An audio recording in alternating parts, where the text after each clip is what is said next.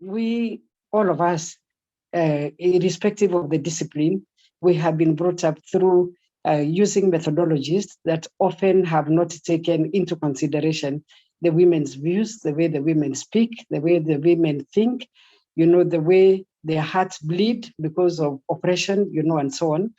But also the knowledge that we have has not benefited from their own experiences. So I think for me, I think this is a classic meeting where we are coming together to think about a framework that will help us listen to the hearts and the minds of African women in a way that it has not been done before in many parts of this continent. So I'm very, very excited at both the process of arriving at the theoretical and philosophical basis, if you like, of research methods and theories that address African women's situation. So I'm really looking forward to this. I know some of the people who are here, like Lea Wajama from KU, Gary, and others who have also been on this journey of trying to understand African women's perspectives. And I think coming together again, economists, philosophers, sociologists, psychologists, agriculturalists like Professor Mwangobe, educationists, all of us, even environmentalists, all of us, bringing together our various disciplines and talking about women. And many times we still fall back to discuss with our male colleagues, but when they go in their own cocoon, they do know what best to do. And so you find we get left behind in a number of times. So I want to say this program has come at a very good time, and I want to encourage those of you who really thought through this program to decide, indeed, we should not tire in pushing forward the woman agenda at whatever level you are working.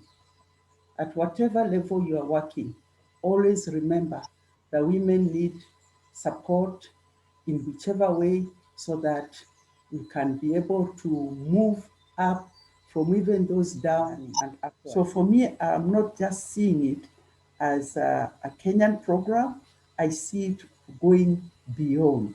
See, I am the one who wears this shoe. I know where it pinches.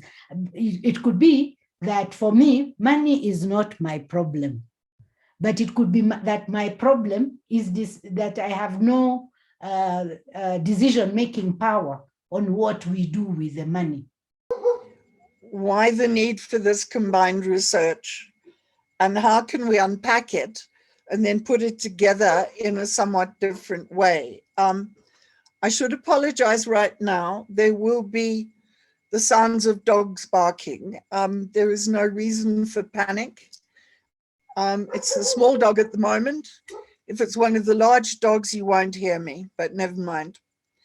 I really want to know why the need for this combined research. I can guess, but I think what I'm asking you is why at this point in time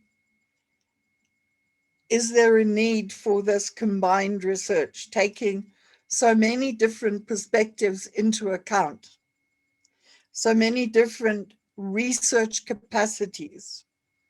And please, this is not a training.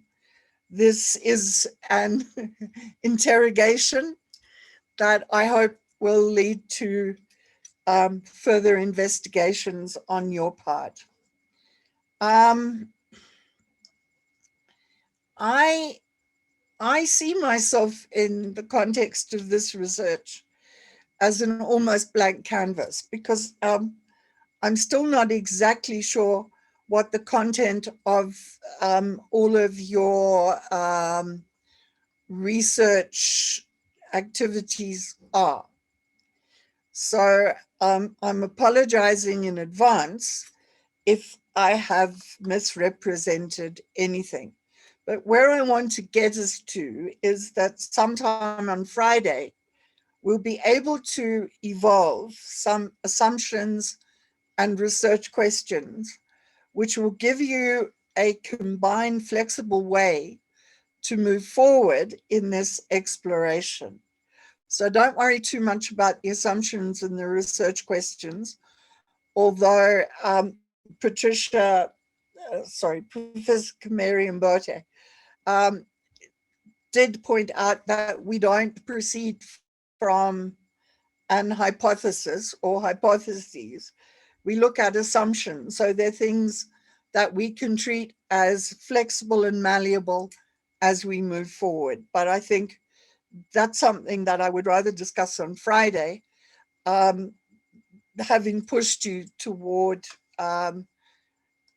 some thinking frameworks. And one of my first questions, and maybe somebody can record this so that when you're in the plenary, you can investigate this question.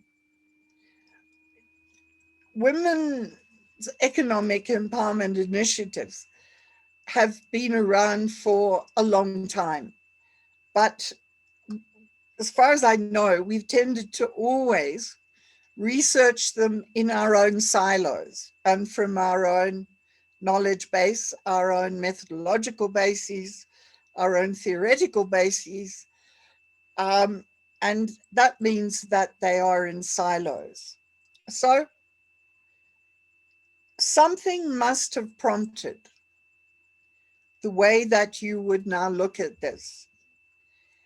What has been missing and why a combined approach now?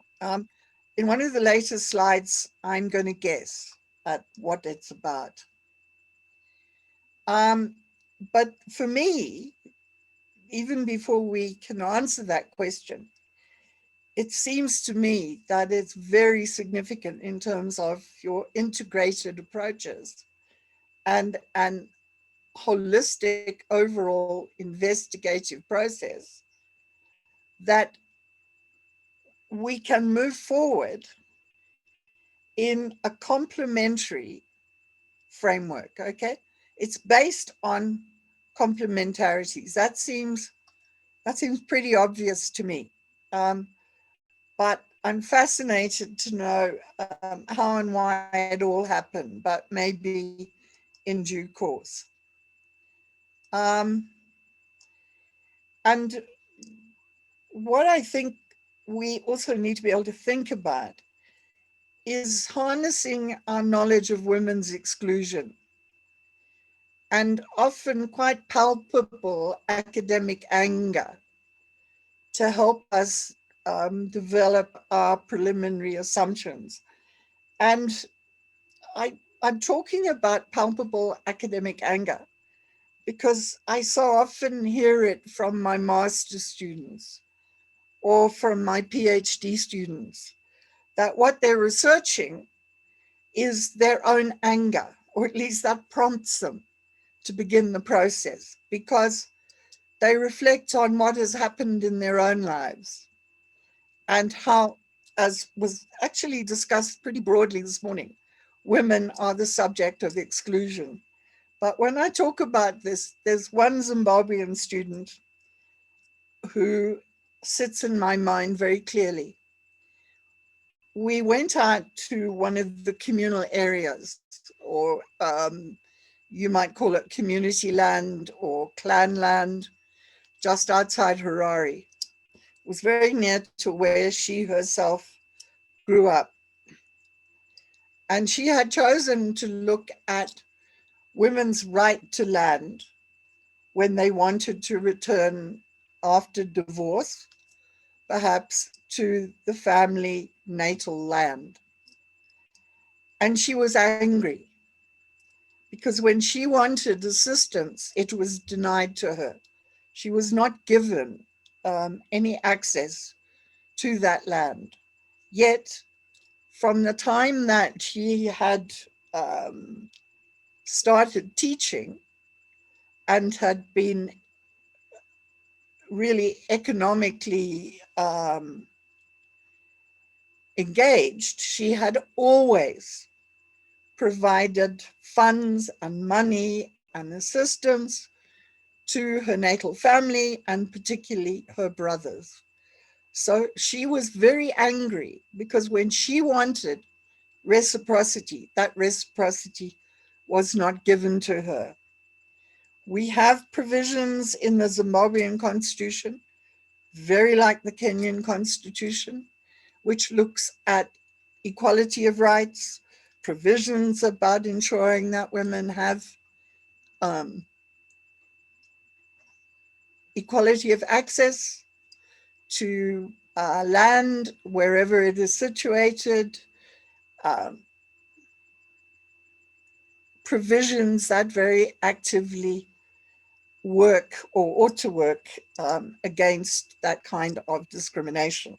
But I still remember sitting in the headman's house in the area that we had gone to.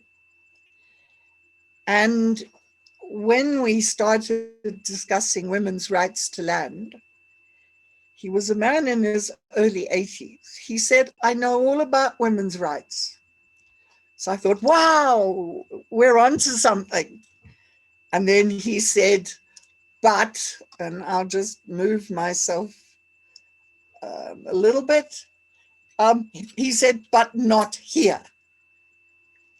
So in the case of many men, it's not that men do not understand women's needs. It's not that they don't necessarily understand or comprehend women's rights.